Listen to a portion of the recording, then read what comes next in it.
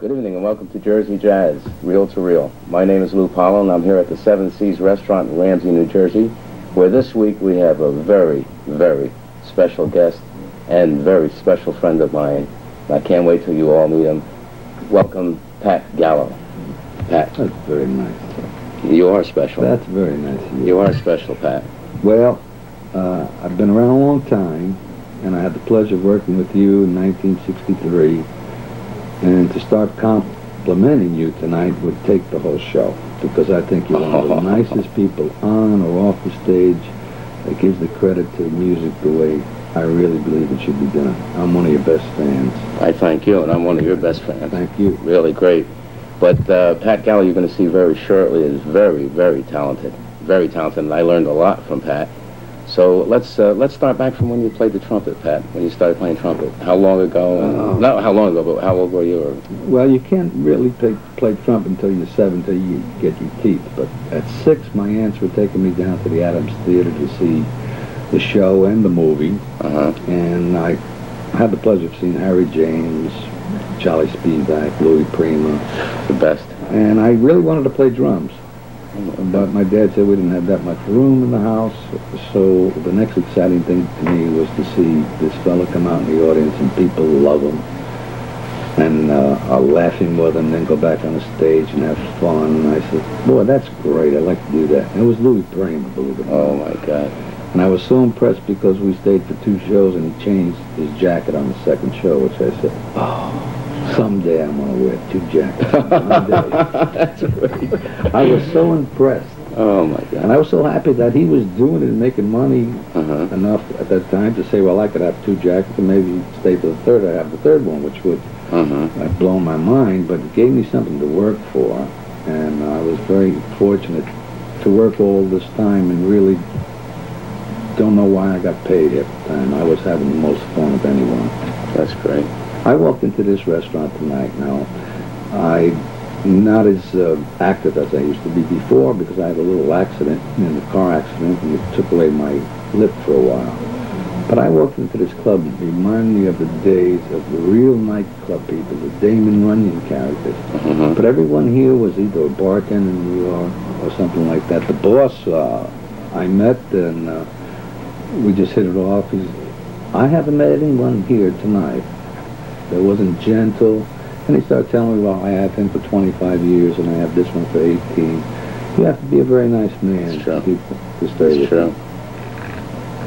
So I'm having a great time. That's great. But now, what made you go on to the trumpet? Now, just the Louis Prima, and then how? Well, I started to change my attitude of, I guess, saying what is the most love you can get out of the situation. And it was the leader of the band that seemed to have the most fun. Like he was in control, and it was his game, and they were playing by his rules, and I thought it was great. So I said I'd like to be that type of person someday. And I think all it really takes is that whatever your work is, if you love it, you're so lucky. That's true. And when I come and hear you, you're part of my era. There are eras, and you have to really admit to them, just like there was burlesque, there was the big band era. Nobody wanted it to stop, even till this day, but it really is gone. And we were in the show band, show group era, which was fascinating, exciting for us. I really don't ever want to play other music than that we played, and even tonight I hope I get the opportunity with you, which are going to put you on the spot of saying, let's just do this song to try to show people what I consider great talent and the reason why. And if we accomplish it, fine. If we don't, I know you were in there and I trust you. I gotcha. No, I understand. Now, we actually, we mentioned this last week about paying dues, and we tried to explain it to the people out there what that meant, and we paid our dues. Well, I think paying dues carries a lot of pain. A lot of pain. You travel, and you don't have enough money to have your own suite, and you're doubling and tripling up, and you're buying rooms on the road that are cheaper than you used to living at. You can't find the food you want. You're constantly on the go, constantly trying to keep two places going if you have a family back home. Paying dues is just going through the worst part of anything, no matter what job it may be. That when you come out, you're qualified to say, wait a minute, I won't do that again. That was a mistake, and I won't go there again. That's a mistake. I think you just mature. That's right. It takes so long to mature. I matured, I think it was 6:45 tonight. 6:45 tonight. But there's so much to talk about that. I mean, there's so much. We just don't have that time to talk about it. But through you, when I worked with you, I never worked with more superstars in my life and the people that knew you. And I'd like the people out there to know about it. When we worked the 500 Club in Atlantic City. And I still remember that night, and I told you, and I have to mention it, then you can finish it, is we were working at the 500 Club, and in the audience we had Bill Dana right in the front, Jackie Leonard, Stan Kenton, let's see if I remember, Ed McMahon from The Tonight Show, Della Reese, Jack Jones. Who am I missing? Villa and Forbes comedy team, remember them? Oh, of course you remember, you were there. Jackie Ross from Car 54. Am I getting them all? Yeah. And we got a standing, not we, you got a standing ovation. Well, that for a long time. I remember that. That's the benefit of dedicating yourself to something. And if you end up with a standing applause, it's the most respect an audience can ever give an entertainer. True. And it was even much more meaningful because I never had a hit record or a TV star or something like that. So when I'd go in and face an audience, I was very frightened because I wanted them to accept what I was about to present. And the first 10 minutes of every performance to me is it's torture, the fear, and it never stops. I think if you get sure of yourself to say, I don't care if that don't happen for it, it does, I think you lost the thing that's the most beautiful of the business we're in. That's true. And there's one thing, just before we go to a little music, you said something to me on the phone last week about musicians. Yes. Now, you say about dressing and the performance. Right. I had two original rules that I could usually tell somebody's personality by. If they didn't abide by these two rules, which to me was pretty simple. I used to tell them, please dress like we're going to be on television. And please play your instrument like you're going to record. Because when you record, you don't want to be the one to goof. So you're really giving 100% concentration. And that's the effort I try to get out of my musicians. And as far as the other thing, I thought it was so important to have a clean-looking act, to tell you like we went out of our way to do something a little different than somebody else. I have been given criticism because I was too hard on my bands, they said, but I think some of those things are so simple that if it's hard for you, maybe you really don't belong on the band. All right. I agree with you. I agree with you 100%. Thank you. So let's listen to a little bit of Pat, and then we'll be right back.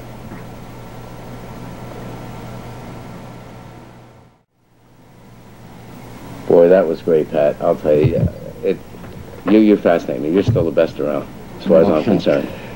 You're still I've never been one to put much credit on a compliment because you get them and you also get criticism. True. And we all get those.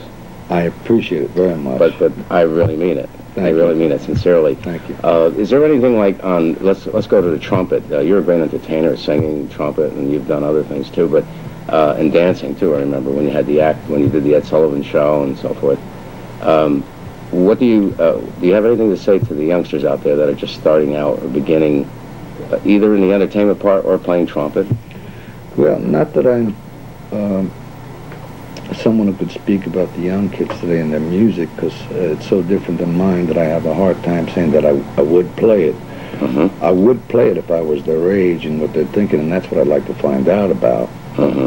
What makes them want to play the way they're playing. And there's a definite reason, just like when we were young, why did we play what music we played?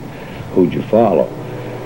I would say to the parents more than the children, yes, send your son or daughter to music, because music is a marvelous thing to have in your body, and have a little bit of knowledge makes you even enjoy it that much more. But don't waste your kid's time if he don't have it, because a lot of kids like to put a football and a baseball in their hands instead of a trumpet.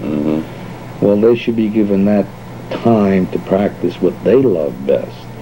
I could never be a teacher because 8 out of 10 students, want to be something else than musicians. If you get 2 that want to become musicians, you've got a lot of pupils. But I could never take the other kids' money from their father. That's the way I felt. I would feel that would be like saying, I need this job, you give me the money, but your kid's never going to play trumpet. Never going to play. And maybe he's not supposed to play. The ones that are have no trouble practicing by themselves. Right. They will learn one way or another. It's a love. That's true. It's a love. It's a love. But Pat, we discussed that. How about some of the other things that you've done? I mentioned the Ed Sullivan Show. You were at Jack Silverman's International, the City, Jimmy Weston's. Well, you have to tell me too, because I don't remember them all. I had the pleasure of playing the Rainbow Grill. The Rainbow Grill, which was great. Plaza 9, which was in the Plaza Hotel. We were at Shepherd's for many years, which I considered one of the most beautiful little rooms to play in. It was so intimate. It was just a miniature Copacabana. And I enjoyed myself there so much. I had so many good times with my bands and musicians. One, because I can't help myself but go towards people who have talent. And when they turn out to be a nice person too, it's so beautiful. And I used to love to find somebody that said, oh, you just got to shine this one up. He could be one of the greatest. What I wanted to shine up was his confidence. He had all the fundamentals or something. And I used to enjoy that. I think talent is something that makes me smile just to talk about. And you got a good smile, too. What a smile on this guy. We'll be right back. Let's watch a little more of Pat Gallow.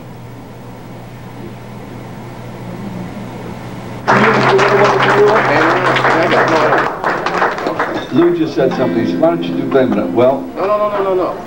I'm Italian. I am Italian, and I'm very proud of that. It's just that I don't know how to speak Italian. And I'm working in a very beautiful, elegant restaurant called Prima Donna up on Route 10 in East Hanover. And they're very Italian. The chef is magnificent, and the place is so beautiful to go and work. I'd like to do a song for you that Louis Armstrong was another one of my contemporaries.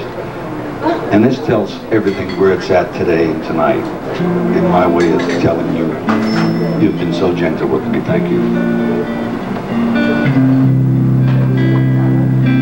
I see a tree of green, red roses too. I see them bloom for me and for you. And I say to myself, what a wonderful world. I see skies of blue, clouds of white, dark sacred night, the bright secret light. I say to myself, what a wonderful world.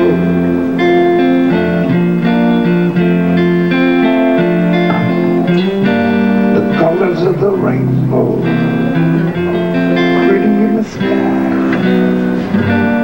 all the pretty faces of the people going by. See friends shaking hands, saying, how do you do? I know the saying, I love you. I hear babies cry, I watch them grow. They know much more than folks will ever know. And I say to myself, play the song, the words.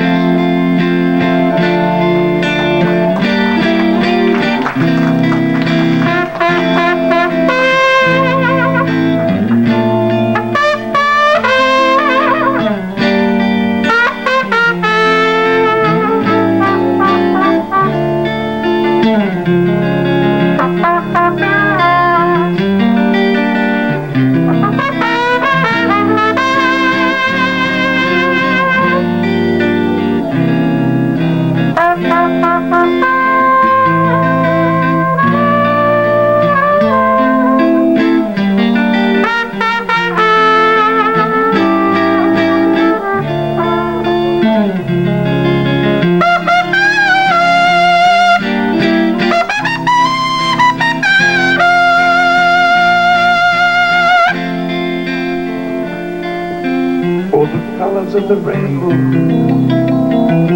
pretty in the sky, all the friendly faces, the people going by. Clouds are gray, saying, how do you do? I'm no best friend, Pops loves you. I say, babies cry.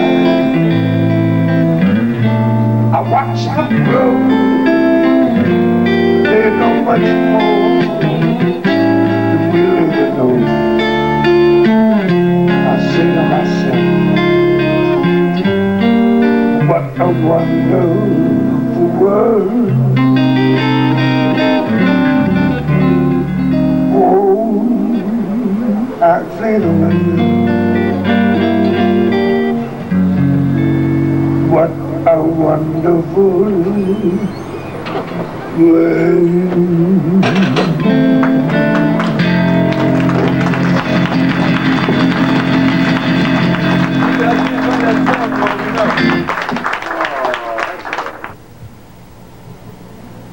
Welcome back with our guest this week, Pat Gallow. And Pat, we didn't get a chance to talk about where you're working these days. Right now I'm at a absolutely delightful place. It's in East Hanover on Route 10. It's called the Prima Donna. And it reminds me so much that you just pick this whole place up and put it in New York City, and it would fit in so well. The crowds that come there are so beautiful. And I know why they come, the way they come, because the food is excellent. It's been reviewed by the top people in the country. The chef is so dedicated. It reminds me just as if we were playing music. He's an artist. He feels everything he does. Good or bad, I'll take the credit. Right. But he's there doing it. It's a marvelous place. I'm there on Fridays and Saturdays. Fridays and Saturdays, but they're coming there to see you also. I hope so. I would say so.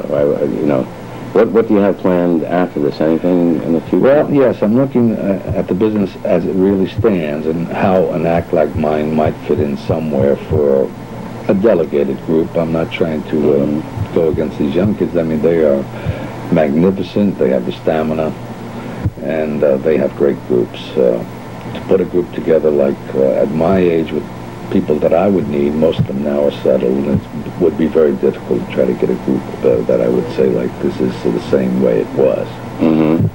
So I might do things with a trio or a big band, and I might go down to Atlantic City and have some fun there. I've played there many years ago, and I'd like to go back. Atlantic City is always exciting for me. I think you'll do an excellent job. Thank you. And I'd love to come and see you.